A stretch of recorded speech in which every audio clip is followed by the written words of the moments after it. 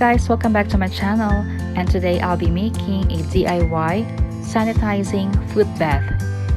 This is so easy to make, very simple, inexpensive, and it helps kill bacteria and viruses on the soles of our shoes and slippers.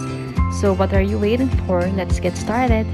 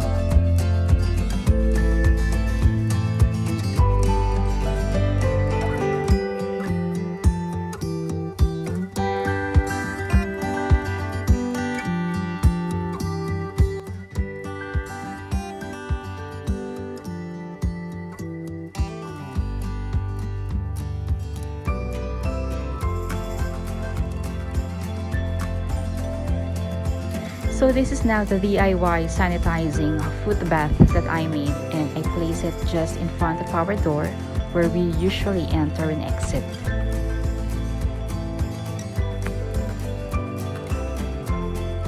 Thank you for watching, guys, and see you next time.